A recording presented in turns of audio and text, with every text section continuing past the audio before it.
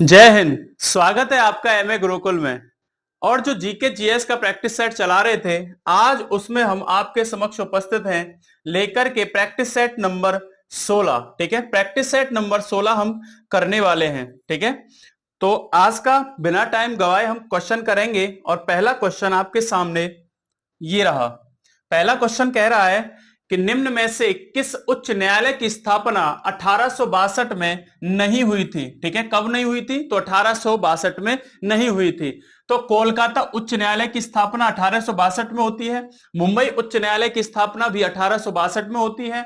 मद्रास उच्च न्यायालय की स्थापना भी 1862 में होती है। तो इस क्वेश्चन का सही ऑप्शन होने वाला है ऑप्शन नंबर डी, यानी कि इलाहाबाद उच्च न्यायालय। अगर इलाहाबाद उच्च न्यायालय की स्थापना की बात करूंगा तो इसका कब हुई थी? तो 1866 में। वही कोलकाता उच्च न्यायालय के न्याय क्षेत्र में आपका अंडमान एंड निकोबार द्वीप समूह आता है। अंडमान और निकोबार द्वीप समूह किस न्यायिक क्षेत्र में आता है? आपका कोलकाता उच्च न्यायालय के अंतर्गत आता है। ठीक है, वही मुंबई उच्च न्यायालय की बात करूंगा तो गोवा आपका उच्च न्यायालय मुंबई उच्च न्यायालय के अंतर्गत आता है। ठीक है, और वही पुदुचेरी की बात करूंगा तो पुदुचेरी आपका कहां पर आता है? तो मद्रास उच्च न्यायालय के अंतर्गत आता है। इतनी बातें इस क्वेश्चन में आपको याद रखना है। ठीक है, तो नेक्स्ट क्वेश्चन है आपके लिए। नेक्स्ट क्वेश्चन है, भारतीय संविधान की किस अनुसूची में केंद्र एवं राज्य की शक्तियों के बंटवारे से संबंधित सूचियों का वर्णन है? तो आपको बताना है कि किस भारतीय संविधान की किस अनुसूची में आपकी सूचियों का वर्णन है।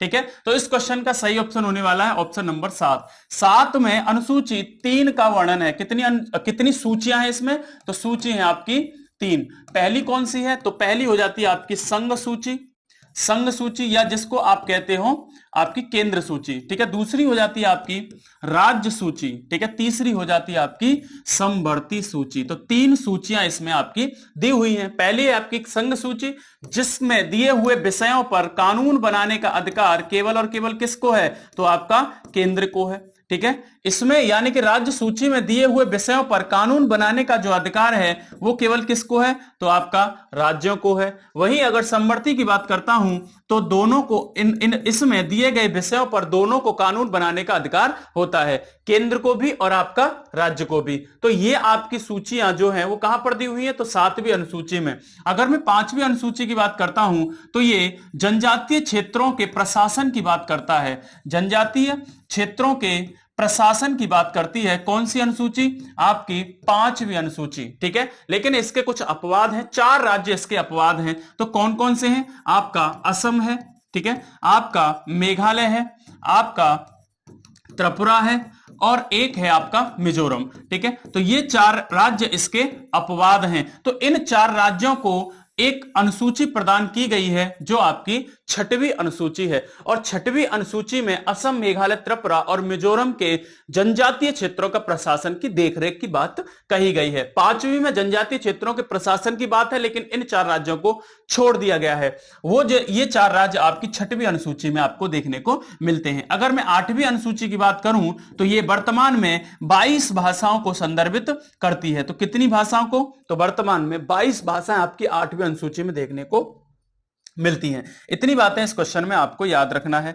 नेक्स्ट क्वेश्चन है आपका, अगला क्वेश्चन है कि निम्न में से कौन लोक कला सुमेलित नहीं है? आपको बताना है कि किस राज्य से कौन सी कला लोक कला सुमेलित नहीं है। तो रंगोली महाराष्ट्र की है, साथ ही आपकी गुजरात की है, गोदना आपकी लोक कला बिहार की है, लेकिन चौक पूर्णा आपकी राजस्थान ना होकर के कहां की है? तो आपकी उत्तर प्रदेश की है। कहां की है? उत्तर प्रदेश की। इस क्वेश्चन का सही ऑप्शन होता आपका चौथा वाला। ठीक है, डी ऑप्शन इसका बिल्कुल सही था। अगला क्वेश्चन देखते हैं आपका। नेक्स्ट क्वेश्चन है कि कंबल को हाथ से पकड़कर डंडे से पीटने पर धूल के कण झड़कर गिर पड़ते हैं। यह न्यूटन के गति का कौन सा नियम है? न्यूटन के कौन सा गति का नियम है जब हम कंबल को हाथ से पकड़कर उसमें डंडे से पिटाई करते हैं? ठीक है, तो धूल के जो कण हैं वो अलग झड़ जाते हैं। तो ये कौन सा नियम है? तो ये है आपका पहला नियम। ठीक है, इसको आप जड़त्व के नियम के नाम से भी जानते हो, जिसको आप जड़त्व का नियम भी कहते हो। ठीक है, जड़त्व का नियम हम गति के पहले नियम को, न्यूटन के गति के पहले नियम को जड़त्व का नियम भी कहते हैं और इसी सिद्धांत पर यह काम करता है। ठीक है, दूसरा नियम कहता है आपका संवेग संरक्षण।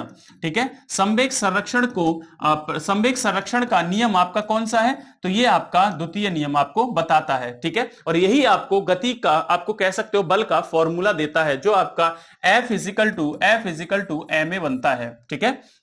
तीसरा जो नियम है, तीसरा नियम है आपका क्रिया प्रतिक्रिया का नियम। क्रिया प्रतिक्रिया का नियम कौन सा है आपका, तो ये तीसरा, गति का तीसरा, जो आपका न्यूटन का गति का तीसरा नियम है, वो आपका क्रिया प्रतिक्रिया को दिखाता है, ठीक है। तो ये इतनी बातें इस क्वेश्चन में आप याद रखिएगा। नेक्स्ट क्वेश्चन है आपका, अगला क्वेश्चन है कि जिन परमाणुओं में न्यूट्रॉन की संख्या, किसकी संख्या, न्यूट्रॉन की संख्या समान होती है, उन्हें क्या कहते हैं, तो उन्हें सम न्यूट्रॉनिक कहा जाता है। उन्हें क्या कहा जाता है, तो सम न्यूट्रॉनिक कहा जाता है। अगर मैं समभारिक की बात करता हूं, यानी कि अब हम जब समभारिक की बात करते हैं, तो जो द्रव्यमान जिनका, यानी कि कह सकते हो आप द्रव्यमान एटॉमिक मास, ठीक है, बराबर हो, द्रव्यमान कैसा हो, द्रव्यमान बराबर हो, तो ऐसे परमाणुओं को हम समभारिक कहते हैं। जहां द्रव्यमान संख्या, परमाणु संख्या क्या हो, तो परमाणु संख्या जहां बराबर हो, ऐसे परमाणुओं को हम समस्थानिक कहते हैं, ठीक है, आइसोटोप्स कहते हैं। अगर हम वही बात करें कि जिन परमाणुओं में इलेक्ट्रॉन की संख्या कैसी हो, तो बराबर हो, ऐसे परमाणुओं को सम इलेक्ट्रॉनिक कहा जाता है। तो इस क्वेश्चन का सही ऑप्शन था ऑप्शन नंबर 2, सम न्यूट्रॉनिक, जहां न्यूट्रॉन की संख्या बराबर होती है। इतनी बातें इस क्वेश्चन में थी। अगला क्वेश्चन है आपके लिए कि अधिकांश भूपर्पटी किस चट्टान से निर्मित है, ठीक है। What rock is most of the earth crust made, है ना। तो जो अर्थ की क्रस्ट है वो सर्वाधिक किससे निर्मित है, तो ये है आपकी आग्नेय चट्टानों से, यानी कि इग्नियस रॉक से निर्मित है, ठीक है। आग्नेय चट्टानें क्या होती है कि जब धरती के अंदर से मैग्मा बाहर निकल करके जमने लगता है लावा के रूप में, तो उस प्रकार की चट्टानें जब बनकर के तैयार होती हैं, तो उन्हें आग्नेय चट्टानें कहते हैं। इन्हीं आग्नेय चट्टानों पर जब आपका दाब और ताप बढ़ता है, दाब और ताप क्या होता है आपका, बढ़ता है, तो ये बन जाती हैं आपकी अवसादी चट्टानें। क्या बन जाती हैं आपकी अवसादी चट्टानें। जब अवसादी चट्टानों का कायांतरण होता है, जब अवसादी चट्टानों का कायांतरण होता है, तो ऐसी चट्टानों को फिर हम क्या कहते हैं, कायांतरित चट्टानें कहते हैं, या मेटामॉर्फिक चट्टानें कहते हैं, ठीक है। इतनी बात है इस क्वेश्चन में याद रखिएगा, यानी कि भूपर्पटी का जो अधिकांश भाग है वो किससे बना हुआ है, आग्नेय चट्टानों से। नेक्स्ट क्वेश्चन है आपका, अगला क्वेश्चन है कि रामचरितमानस एक महाकाव्य है जो किस भाषा में लिखी गई है। तो रामचरितमानस जो आपकी किसके द्वारा लिखी गई है, ये आपकी तुलसीदास जी के द्वारा लिखी गई है, ठीक है। तुलसीदास जी के द्वारा रामचरितमानस का संकलन किया गया है, और ये किस भाषा में लिखी हुई है, ये अवधी भाषा में लिखी हुई है, ठीक है। ये किस में लिखी हुई है, तो आपकी अवधी भाषा में। अगला क्वेश्चन है आपके लिए, निम्न में से किस तोमर शासक ने दिल्ली शहर की नींव रखी थी, ठीक है। तो किस तोमर शासक ने, ठीक है, तो किसने, अनंगपाल ने। जो अनंगपाल थे वो एक चंद्रवंशी वंश के कौन थे, आपके राजपूत शासक थे। चंद्रवंशी वंश के एक राजपूत शासक थे, और इन्होंने ही आपका लालकोट नामक एक शहर बसाया था, जो आगे चल करके दिल्ली का पहला शहर बना था। तो क्या बसाया था, लालकोट शहर। और कब बसाया थे, 736 के आसपास, 736 ईस्वी में लालकोट शहर नामक एक शहर बसाया था, जिसको आगे जाकर के दिल्ली का पहला शहर माना गया।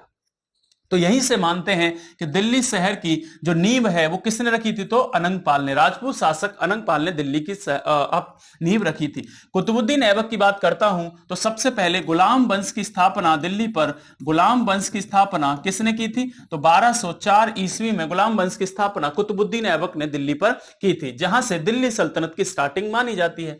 बाबर की बात करता हूं, तो मुगल वंश की स्थापना किसने की थी, तो मुगल वंश की स्थापना 1526 ईस्वी में आपकी बाबर ने की थी, ठीक है। चंद्रगुप्त मौर्य ने किस वंश की स्थापना की थी, तो मौर्य वंश का संस्थापक कौन माना जाता है, आपका चंद्रगुप्त मौर्य। इतनी बातें इस क्वेश्चन में आपको याद रखना है, ठीक है। अगला क्वेश्चन है आपके लिए, नेक्स्ट क्वेश्चन है कि निम्न में से कौन ग्रह पूरब से पश्चिम की ओर परिक्रमण करता है। तो किधर करता है, पूरब से पश्चिम की ओर। आपको बता दूं कि जो आपकी अर्थ है वो किधर से किधर रोटेशन कर रही है, तो ये वेस्ट टू ईस्ट रोटेशन कर रही है, यानी कि पश्चिम से पूरब की तरफ रोटेशन करती है, तो पश्चिम से पूरब की ओर घूमती है। तो ऐसे दो ग्रह हैं हमारे सौर मंडल में जो पूरब से पश्चिम यानी कि पृथ्वी के अपोजिट, पृथ्वी के विपरीत दिशा में घूर्णन करते हैं। तो ऐसे कौन से दो ग्रह हैं? एक तो आपका शुक्र हो जाता है और एक हो जाता है आपका अरुण। ठीक है, अरुण और शुक्र ऐसे दो ग्रह हैं जिनका जो रोटेशन है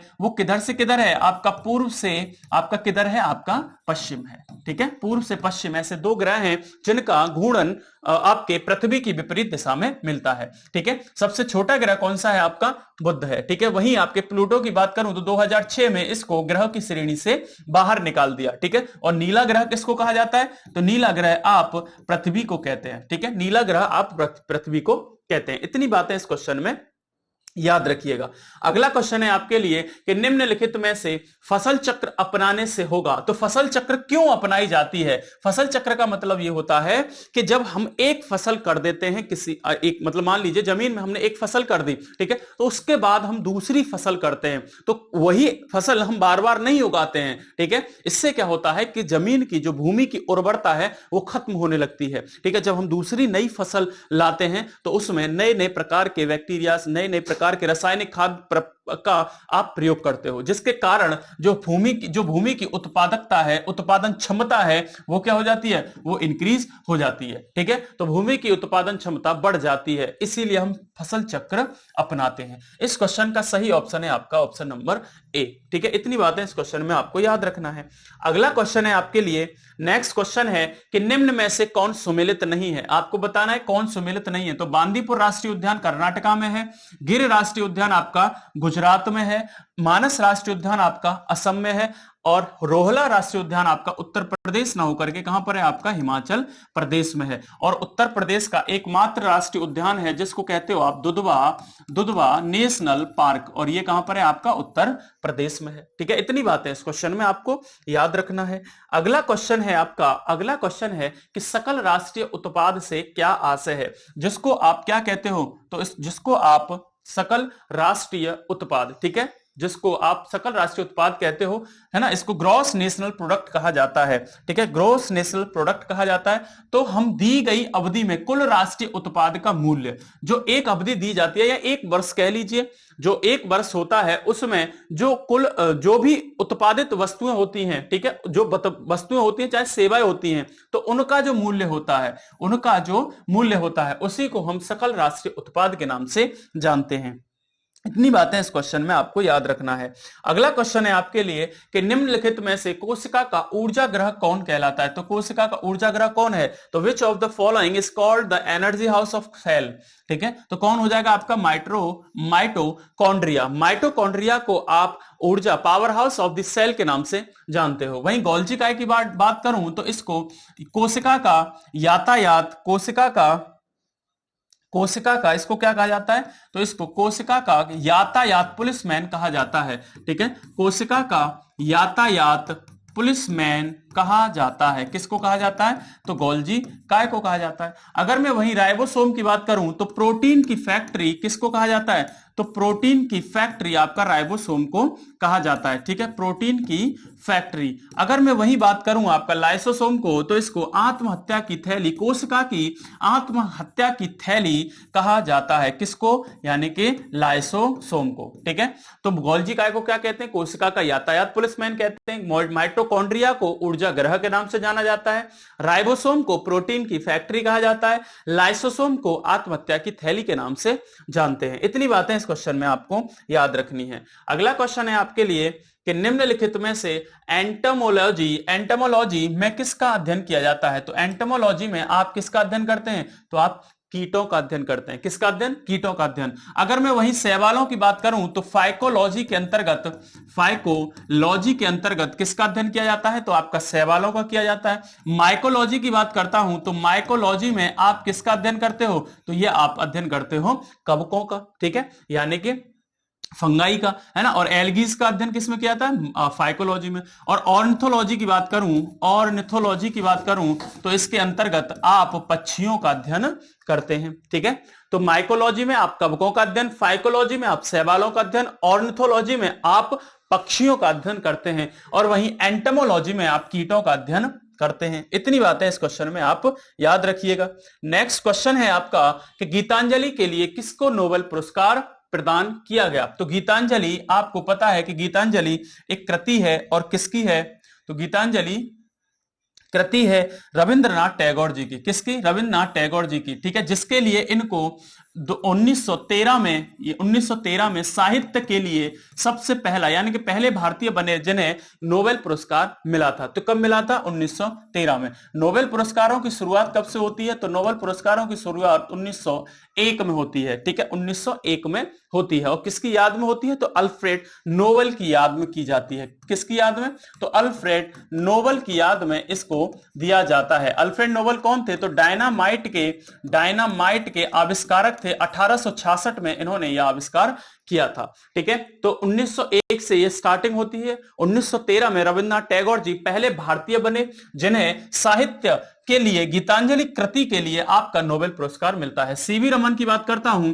तो रमन प्रभाव के लिए 1928 में इन्हें नोबेल पुरस्कार से नवाजा गया। 1930 में, कब? 1930 में इन्हें नोबेल पुरस्कार से नवाजा गया। 1928 में इन्होंने रमन प्रभाव की खोज की थी। 1930 में इन्हें नोबेल पुरस्कार से नवाजा गया और पहले भारतीय वैज्ञानिक बन गए सीवी रमन जी नोबेल पुरस्कार पाने वाले, ठीक है। और मदर टेरेसा को 1980 में क्या मिला था? शांति के लिए नोबेल मिला था, ठीक है, शांति के लिए नोबेल मिला था। इतनी बातें आप इस क्वेश्चन में याद रख सकते हो, ठीक है। नेक्स्ट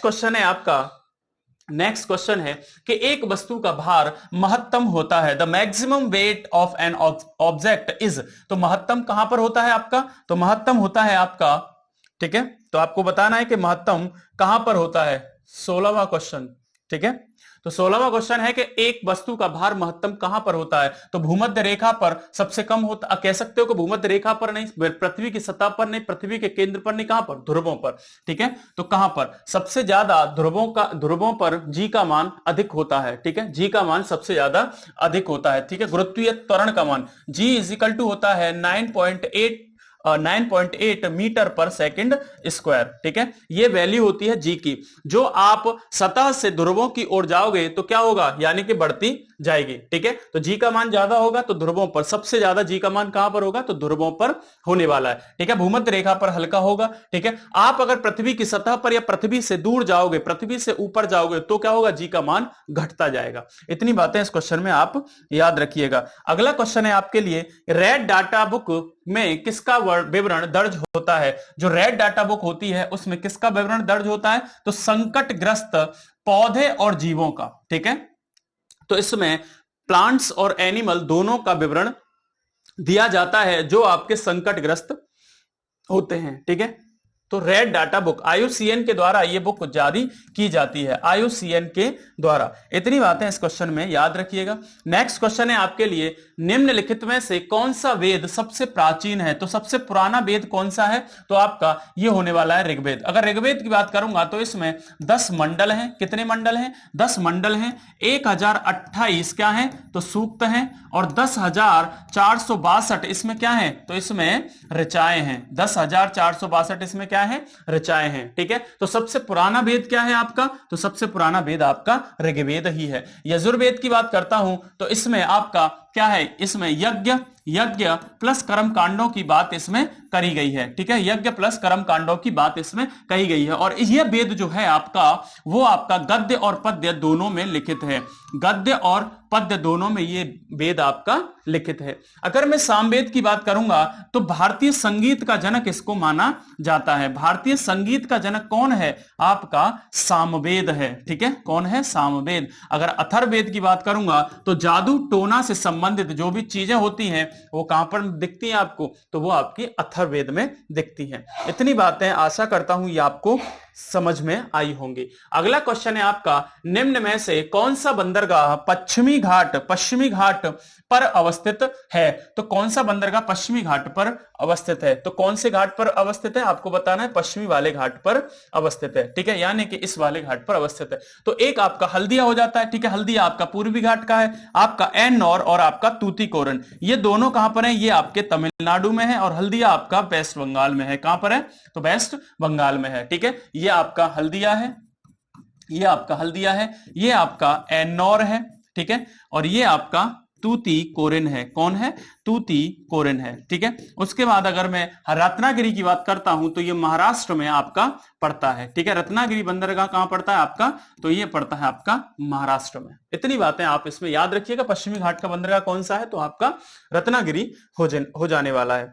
नेक्स्ट है आपका, नेक्स्ट क्वेश्चन है, लास्ट क्वेश्चन है आज का, ठीक है। लास्ट क्वेश्चन है कि गारो, खासी और जयंतिया पहाड़ियां किस राज्य में अवस्थित हैं? तो गारो, खासी, जयंतिया ये तीनों श्रृंखलाएं हैं, ठीक है। ये तीनों पहाड़ी श्रृंखलाएं हैं और ये आपकी मेघालय में अवस्थित हैं। गारो, खासी, जयंतिया। अगर मैं उत्तराखंड की बात करता हूं तो नंदा देवी पर्वत कहां पर पड़ता है आपका? उत्तराखंड में पड़ता है। त्रिशूल पर्वत आपका कहां पर पड़ता है? तो ये भी आपका उत्तराखंड में पड़ता है। और आपका कामेत पर्वत ये कहां पड़ता है? ये भी आपका उत्तराखंड में पड़ता है, ठीक है। वहीं अगर नागा पहाड़ी की बात करता हूं, नागा पहाड़ी की बात करूंगा तो ये कहां पर है? आपकी नागालैंड में है। अगर मिजो पहाड़ी की बात करूंगा तो ये आपकी मिजोरम में पड़ेगी, ठीक है। इतनी बातें इस क्वेश्चन में आपको याद रखना है। और ये आपका आज का आखिरी क्वेश्चन था, ठीक है। हम कम समय में ज्यादा से ज्यादा क्वेश्चन करने की कोशिश कर रहे हैं। आशा करता हूं कि ये सेशन आपको पसंद आ रहे होंगे, ठीक है। अगर पसंद आ रहे हो तो वीडियो को, इस क्लास को ज्यादा से ज्यादा शेयर कीजिएगा और कमेंट करके हमें सजेशन भी दीजिएगा। आज सेशन में इतना ही है, मिलते हैं अगले सेशन में नए जोश के साथ। जब तक के लिए जय हिंद।